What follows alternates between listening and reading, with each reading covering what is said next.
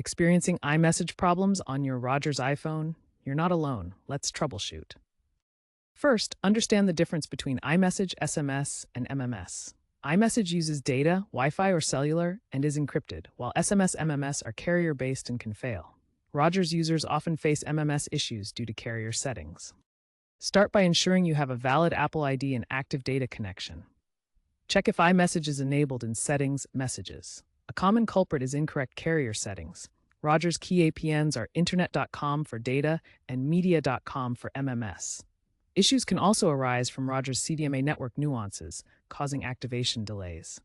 Also, consider if you're on a prepaid plan, as data throttling can exacerbate these problems. Isolate the problem. Does it happen only on Wi-Fi, only on cellular, or both? Finally, about 15 to 20% of Rogers users still face these errors, often due to carrier-side issues during peak hours.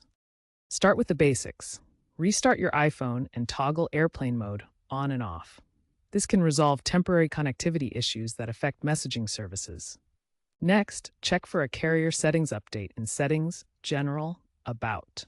Rogers pushes these automatically with version 52.0 from early 2025, addressing many messaging issues. If MMS isn't working, manually input Rogers APN settings in Settings Cellular Data Options, Cellular Network. Use APN, rogers.1.apn, MMSC, mms.gprs.rogers.com, and leave username's password blank. For iMessage activation problems, sign out of iCloud, restart your phone, and ensure your SIM card is properly seated. Also, disable Wi-Fi calling temporarily, as it can interfere with messaging. If you're on a prepaid plan, contact Rogers to rule out data throttling.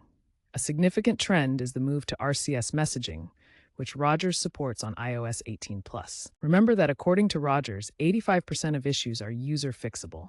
If problems persist, contact Rogers support or visit an Apple store. If nothing works, a SIM swap may also fix the issue.